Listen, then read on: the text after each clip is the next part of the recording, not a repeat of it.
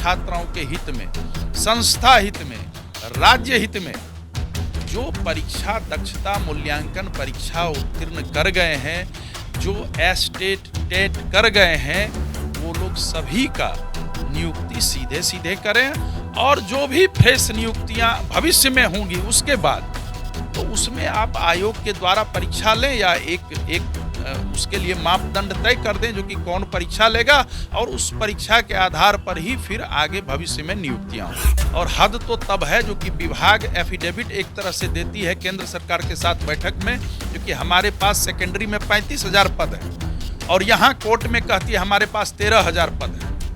यहाँ कोर्ट में कुछ कहती है, केंद्र सरकार के साथ जब बैठक होती है पद के संदर्भ में तो वहाँ ये लोग देते हैं अपना लिख करके देते हैं। मेरे पास पेपर है जिसमें वो उन्होंने दिया है सेकेंडरी में 35,000 नियुक्ति करेंगे और बिहार में ये विभाग में कह रहे हैं या विधान परिषद में कह रहे हैं हम मात्र 13,000 की नियुक्ति करेंगे। भाई ये तो गलत बयानी है कि वो कहते हैं 35,000 हम नियुक्ति करने जा रहे हैं और बिहार आकर के बिहार में वक्तव्य देते हैं या जवाब देते हैं, माननीय शिक्षा मंत्री जी सदन में बताते हैं नहीं 35,000 की नहीं 13,000 की नियुक्ति। ये तो सरकार को भी वो लोग सरकार पर भी प्रश्न चिन्ह खड़ा करवाते हैं पदाधिकारी। मतलब मामला पुराना भी नहीं हुआ है, नया भी नहीं हुआ है, वो क्या रहा है? शिक्षकों की कमी हो रही है, लगातार सेवानिवृत्त लोग हो जा रहे हैं।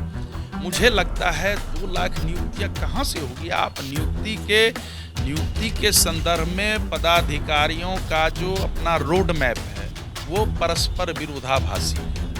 2 लाख नियुक्ति कहाँ से हो सकेगी? जितने भी कार्य कर रहे हैं, जितने भी गेस्ट टीचर कार्य कर रहे हैं, उनकी दक्षता, पात्रता, योग्यता, अर्हता सारे बिंदुओं को संज्ञान में लेते हुए और आप ये देखें जो कि स्वीकृत रिक्त पद के विरुद्ध राज्य सरकार की आरक्षण नियमावली को फॉलो करते हुए किया गया। देखिए 12 में मैंने उठाया था भाई साहब, आज 23 होने चला है। अगर उस समय अगर विभाग के पदाधिकारी उस चीज को सकारात्मक रूप से लेते, आज किसी भी स्कूल में एक भी शिक्षकों की कमी नहीं रहती, कोई भी अभ्यर्थी सड़क पर नहीं रहते, सब कुछ निर्बाध रूप से अध्ययन अध्यापन का कार्य चलता रहता। लेकिन इसकी जरूरत उस समय नहीं समझे वो लोग और वो लोग हर समय कहते रहे जो कि अब ये जो नियमावली बना रहे हैं इससे नियोजन जल्दी होगा, वही बात तुरंत हो जाएगा, ये हो जाएगा, भरपाई हो जाएगी, लेकिन आज तक नहीं हो सका। नमस्कार, आप देख रहे हैं द बिहार टॉप। मैं हूं आदेशपुरी। बिहार सरकार ने शिक्षक भर्ती के लिए नई नियमावली लाने का घोषणा किया है। आपको बता दें कि नियमावली आने के बाद से ही जो शिक्षक अभ्यर्थी हैं या पहले से नियोजित शिक्षक हैं, सभी वर्ग जो है विरोध में आ चुके हैं। उनका कहना है कि सरकार ने हमारे साथ गलत किया है और जो अस्थाई शिक्षक की बहाली होने वाली है उनमें हमें भी मौका दिया जाए। नियोजित शिक्षकों का कहना है, वही अभ्यर्थियों का कहना है कि 4 साल इंतजार के बाद एक नई नियमावली हम पर थोप दिया गया, एक नया परीक्षा थोप दिया गया है। आपको बता दें कि विरोध के सुर हैं और आपत्ति दर्ज किए हैं। आपको एमएलसी हैं जदयू के, कोसी शिक्षक निर्वाचन क्षेत्र से आते हैं संजीव कुमार सिंह, उन्होंने भी आपत्ति दर्ज किया है इस पर। उनसे ही हम बात करते हैं। सर, आपत्ति आपको कहाँ है इस नियमावली में? सबसे ज़्यादा आपत्ति आपको किस पर है? देखा जाए जो 2006 से 2020 तक की जो नियमावली बनी और उस नियमावली के तहत जो भी नियोजन इकाई द्वारा नियुक्त शिक्षक हैं उन्होंने परीक्षा दी, परीक्षा समय पर लिया गया। यह बात सही है। जिस समय नियोजन शुरू हुआ था उस समय डिग्री आधारित नियुक्ति थी शुरुआती दौर में, उसके बाद फिर परीक्षा का प्रावधान किया गया। उसके पूर्व प्रशिक्षण की अनिवार्यता के लिए जब केंद्र सरकार का यह नियम और शर्त लागू हुआ, वो भी यहाँ जो बचे हुए अप्रशिक्षित शिक्षक थे उनके साथ ये किया गया। बहुत सारे शिक्षक उसमें ऐसे हैं जिन्होंने दक्षता मूल्यांकन परीक्षा दिया और उत्तीर्ण हुए। दक्षता मूल्यांकन परीक्षा इसीलिए लिया गया था जो कि शिक्षक की वो पात्रता रखते हैं या नहीं रखते हैं, चूँकि उस पर बहुत तरह के सवाल उठाए जा रहे थे और शिक्षकों ने बहुत ही हर्षपूर्वक उस परीक्षा में भाग लिया, परीक्षा में उत्तीर्ण भी हुए। उसका एक पार्ट और है जो कि बहुत सारे लोगों की दक्षता परीक्षा आज तक विभाग द्वारा नहीं ली गई, जिसके चलते अमूमन लगभग 3 से 4 हज़ार रुपये पर मंथ का नुकसान वैसे शिक्षकों को हो रहा है। तो विभाग तो इसके बारे में कुछ भी नहीं देखती है। इस बार जो नियमावली बनाई गई है और पूर्व की जो भी नियमावली बनाई गई थी, अब सभी नियमावली को आप लोग भी अगर एक बार देखेंगे तो लगेगा जो कि एक नियमावली दूसरे नियमावली की परस्पर विरोधाभासी नियमावली है। आपत्ति इस बात की है जब वो अब सेवानिवृत्ति के कगार पर हैं, मतलब लगभग 5 वर्षों से लेकर के 17 वर्षों तक में जो ये नियुक्त शिक्षक नियोजन इकाई द्वारा हुए हैं, वो दक्षता मूल्यांकन परीक्षा उत्तीर्ण हुए हैं, उनको क्यों नहीं कालबद्ध प्रोन्नति के तहत एक निर्धारित अवधि जो कार्यानुभव का होता है, एक्सपीरियंस होता है, वर्क एक्सपीरियंस, उसके तहत उनका संविलियन किया जाए। बहुत सारे राज्य में ऐसा हुआ है, जब उनकी योग्यता, पात्रता, अर्हता सब कुछ वो शिक्षक हैं, पढ़ा रहे हैं, अच्छा रिजल्ट दे रहे हैं। बिहार बोर्ड से जो भी रिजल्ट हो रहा है उसके बारे में आप लोग भी देखते होंगे, ज़रूर न्यूज़ चलाते होंगे, उसमें अच्छा ये रिजल्ट हो रहा है। और ऐसी स्थिति में आप अगर उसको नहीं ये करते हैं, उनके मेधा को, उनके प्रतिभा को सम्मान नहीं देते हैं, तो निश्चित रूप से जो शिक्षक हैं उनको कष्ट होगा ही। दूसरी बात, जो नए अभ्यर्थी हैं, क्रमशः 2-2 बार टीईटी और एसटीईटी की परीक्षा हुई और दोनों परीक्षा में वो लोग उत्तीर्ण हुए, लेकिन विभाग अब तक उनको सड़क पर रखे हुए। एक तरफ कहा जा रहा है जो कि रोजगार दिया जाएगा, शिक्षक की कमी नहीं रहने दी जाएगी। अब जो सारी पात्रता रखते हैं, जिनके लिए आप परीक्षा निर्धारित कर दिए थे, परीक्षा में उत्तीर्ण हो गए, अब फिर कहा जा रहा है जो कि उनका बीपीएससी द्वारा या अन्य किसी आयोग के द्वारा परीक्षा लिया जाएगा और उसके बाद उनको राज्यकर्मी का दर्जा दिया जाएगा। बेहतर तो यही होगा, इस नियमावली में जब अधिकार है विभाग को या सरकार को, तो नियमावली की कंडिका जो हमको लगता है कंडिका 19 में ये प्रावधान दिया गया है और प्रत्येक नियमावली में यह प्रावधान अपने पास सरकार रखती है, विभाग, प्रशासनिक विभाग रखती है, जो कि हम उसमें परिवर्तन कर सकें। तो इसको पुनर्संशोधित करते हुए कार्यानुभव के आधार पर इनको राज्य कर्मी का संवर्ग बनाया जाए।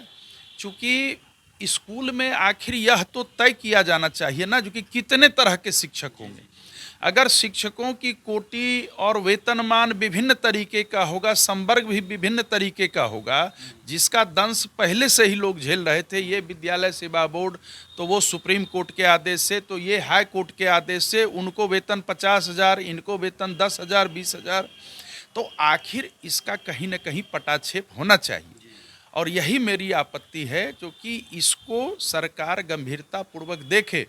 विभाग के पदाधिकारियों ने जिस तरह से परोसा है वो बहुत ही आपत्तिजनक है। विभाग से ही जब प्रस्ताव गलत जाएगा तो ऊपर कहीं न कहीं उसमें तो ये होगा। और सरकार चाहती है जो कि हम अधिक से अधिक शिक्षकों की नियुक्ति करें, रोजगार दें, सब कुछ है, लेकिन शिक्षक की नियुक्ति में जिनके पास अनुभव है, जब उच्च शिक्षा में कालबद्ध प्रोन्नति होती है तो फिर माध्यमिक शिक्षा, उच्च माध्यमिक शिक्षा और प्राथमिक शिक्षा में क्यों नहीं होगी। बेहतर तो यही होगा जो कि आप उन्हें राज्यकर्मी का दर्जा दें। राज्यकर्मी का दर्जा देने के पश्चात जैसे विभागीय परीक्षा होती थी उस तरह से विभागीय परीक्षा होगी।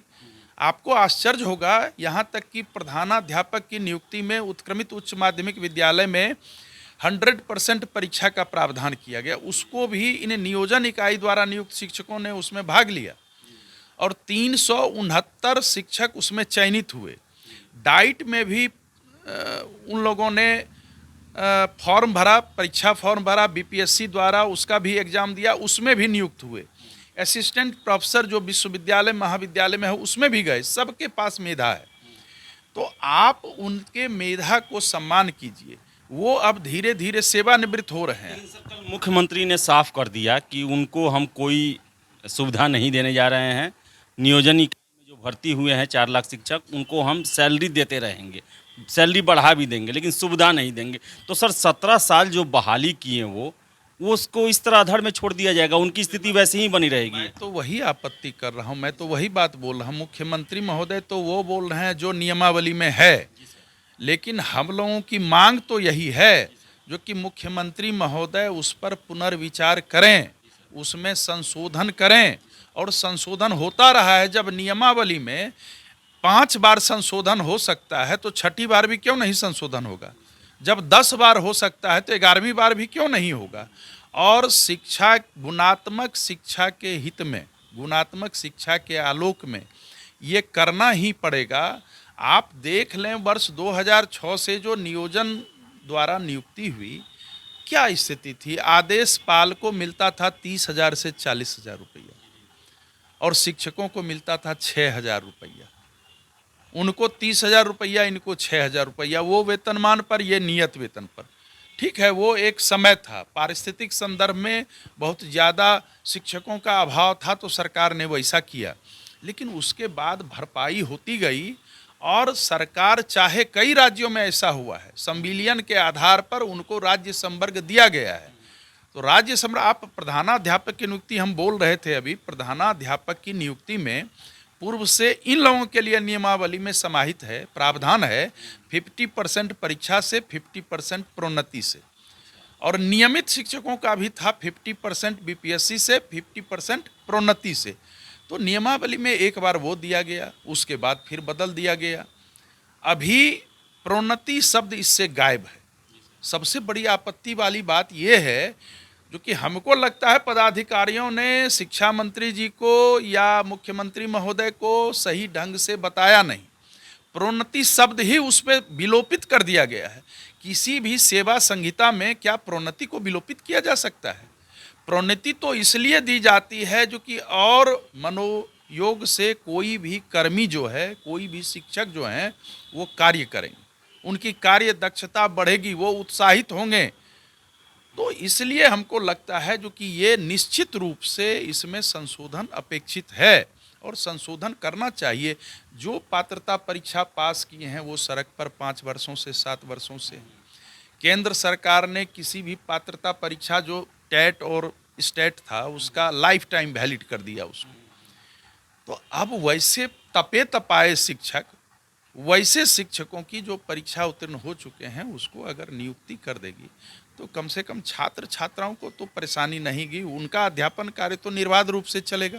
सर, एक और इसमें विवाद आ रहा है, ये प्रश्न है कि जो नया बहाली 2 लाख से अधिक की बात हो रही है, उसमें अगर नियोजित शिक्षक भी भाग लेंगे तो फिर शिक्षकों का कहना है कि हम एक ही पद के लिए दोबारा फिर से परीक्षा देंगे और फिर से जो नए अभ्यर्थी हैं उनके पास भी मौका कम हो जाएगा। ये मैंने तो कल भी कहा एक चैनल में, जो कि जिस कदर से नियमावली बनी है उस कदर से नियुक्ति नहीं हो सकेगी। मामला और उलझता जा रहा है। नियमावली ऐसा बनना चाहिए जो कि मामला सुलझे, नियुक्ति हो, छात्र छात्राओं को उसका लाभ मिले, ऐसी नियमावली बने।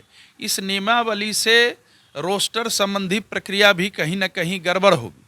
कारण है, आपने जो पूर्व से नियोजित हैं, जिनके बारे में कहा जा रहा है 2006 से 20 की नियमावली में जो नियुक्त हुए हैं, वो भी स्वीकृत रिक्त पद के विरुद्ध ही हैं। और फिर आपने फ्रेश अपॉइंटमेंट के लिए जो नियमावली बनाई है वो भी स्वीकृत रिक्त पद के विरुद्ध होगा। तो फिर ये भी गणित तो गड़बड़ होगा। आज इसी गड़बड़ी के चलते आप देख लें, हम लोग पहले से ही कह रहे थे, विधान परिषद में भी कहे थे, यूनिवर्सिटी सर्विस कमीशन में आज रोस्टर को लेकर के कोर्ट ने कर दिया, उसको रोक दिया। जो साक्षात्कार हुए थे उसको भी रोक दिया।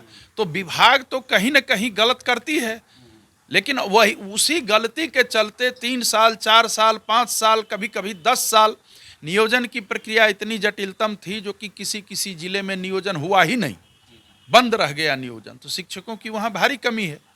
तो इसका दंश तो आखिर राज्य को ही भोगना पड़ेगा, राज्य सरकार को ही भोगना पड़ेगा।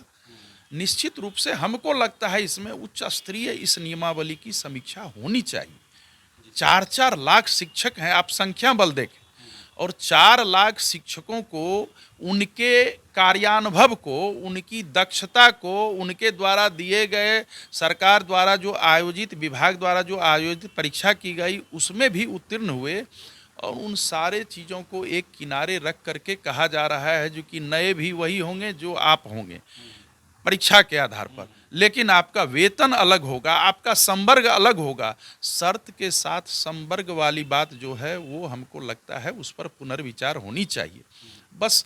और जो सड़क पर हैं अभ्यर्थी, जो टीईटी, एसटीईटी कर चुके हैं, उनके लिए भी ये होना चाहिए। अतिथि शिक्षक आपके स्वीकृत रिक्त पद के विरुद्ध राज्य सरकार की आरक्षण नियमावली के विरुद्ध, चाहे महाविद्यालय, विश्वविद्यालय, इंजीनियरिंग कॉलेज, पॉलिटेक्निक, +2 स्कूल्स, सब में अतिथि शिक्षक नियुक्त हैं। सबकी योग्यता पात्रता है, उम्र बीती जा रही है, उनका क्यों नहीं समायोजन हो रहा है?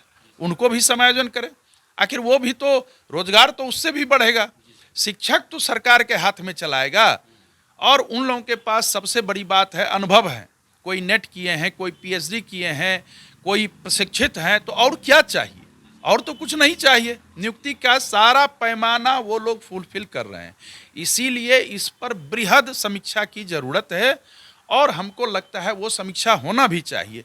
सामाजिक विज्ञान का अभी तक लोग सड़क पर पड़े हुए 400 पद के लिए, और हद तो तब है जो कि विभाग एफिडेविट एक तरह से देती है केंद्र सरकार के साथ बैठक में, जो कि हमारे पास सेकेंडरी में 35,000 पद हैं, और यहाँ कोर्ट में कहती है हमारे पास 13,000 पद हैं।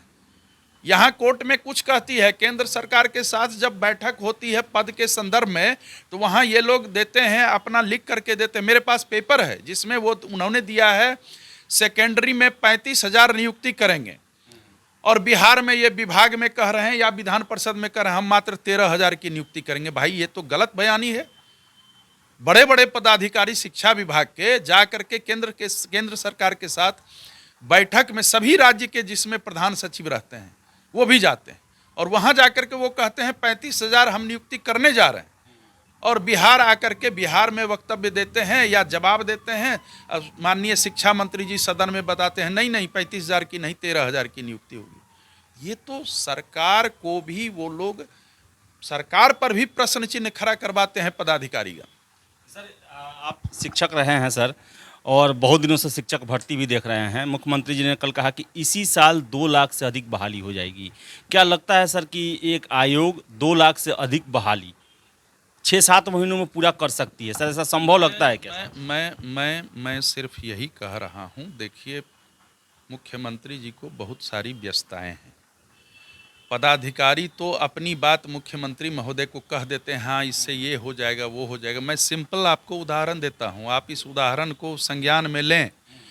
मात्र 4638 पद यूनिवर्सिटी और कॉलेज में विज्ञापित हुआ, और उस 4638 पद में से 500 की नियुक्ति हुई है, या वो भी नहीं हुई होगी अगर हम सही कहें। मामला सब जुडिस हो गया है, रुका हुआ है, और यूजीसी का दूसरा भी नियम चला आया, सर्कुलर चला आया, जो कि अब इस तरह से नियुक्ति की जाएगी। मतलब मामला पुराना भी नहीं हुआ है, नया भी नहीं हुआ है। हो क्या रहा है? शिक्षकों की कमी हो रही है, लगातार सेवानिवृत्त लोग हो जा रहे हैं।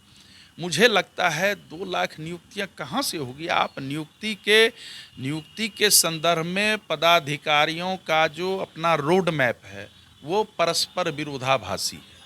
2 लाख नियुक्ति कहाँ से हो सकेगी? हाँ, जो हम लोग बता रहे हैं उस स्थिति में 2 लाख नियुक्तियां हो सकती हैं।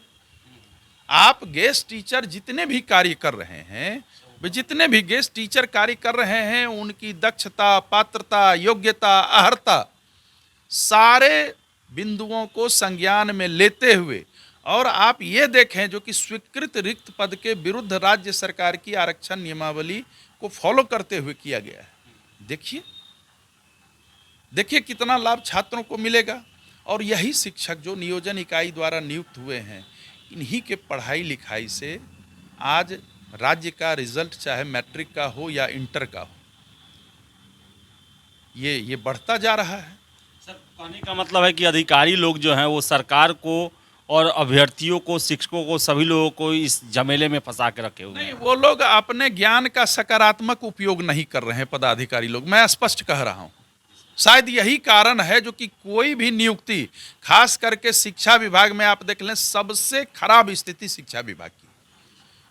नियोजन के बारे में हमने 2012 में उठाया था। 2012 में मैंने ध्यानाकर्षण दिया था, और मैंने कहा था राज्य नियोजन आयोग का गठन किया जाए। सभी नियोजन इकाइयों को विघटित करके केंद्रीकृत तरीके से राज्य नियोजन आयोग का गठन किया जाए।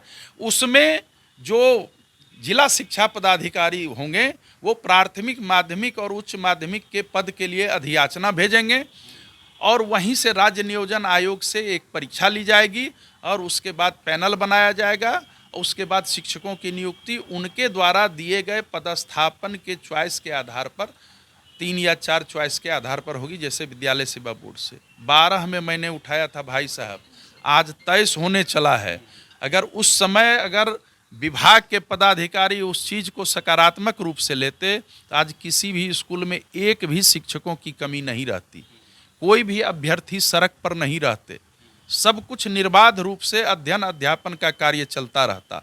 लेकिन इसकी ज़रूरत उस समय नहीं समझे वो लोग, और वो लोग हर समय कहते रहे जो कि अब ये जो नियमावली बना रहे हैं इससे नियोजन जल्दी होगा, वही बात तुरंत हो जाएगा, ये हो जाएगा, भरपाई हो जाएगी, लेकिन आज तक नहीं हो सका। इसीलिए हमको लगता है इसमें समीक्षा की ज़रूरत है, संशोधन की ज़रूरत है, और हमें विश्वास है, हमको विश्वास है आदरणीय मुख्यमंत्री महोदय एक बार फिर समीक्षा जरूर करेंगे। निश्चित रूप से समीक्षा करें, और समीक्षा के क्रम में अगर ज़रूरत समझा जाए तो शिक्षक प्रतिनिधियों को और जो संघ संगठन के नेतृत्व हैं उनसे सुझाव लिया जाए। जनता दरबार में भी आदरणीय मुख्यमंत्री जी सुझाव लेते हैं, और कोई बात उनके मन में बैठ जाती है तो उसके लिए तुरंत वो आदेश निकालते हैं और वो नियम लागू होता है। ये बात खुद मुख्यमंत्री महोदय ने कई बार कहा है। तो इसलिए हम लोग कहते हैं जो कि छात्र छात्राओं के हित में, संस्था हित में, राज्य हित में जो परीक्षा दक्षता मूल्यांकन परीक्षा उत्तीर्ण कर गए हैं, जो एस्टेट टेट कर गए हैं, वो लोग सभी का नियुक्ति सीधे सीधे करें, और जो भी फ्रेश नियुक्तियां भविष्य में होंगी उसके बाद तो उसमें आप आयोग के द्वारा परीक्षा लें, या एक उसके लिए मापदंड तय कर दें जो कि कौन परीक्षा लेगा, और उस परीक्षा के आधार पर ही फिर आगे भविष्य में नियुक्तियां होगी। बस यही बात है। तो एमएलसी साहब थे और इनका सीधे कहना है कि समीक्षा की ज़रूरत है, संशोधन की ज़रूरत है नई नियमावली में, और अभी तक शिक्षक भर्ती में देखें तो अधिकारियों ने अपना सकारात्मक जो बुद्धि विवेक है वो नहीं लगाया है, और यही कारण है कि शिक्षक नियोजन जो है एक पेचीदा विषय बन के बिहार में रह गया है।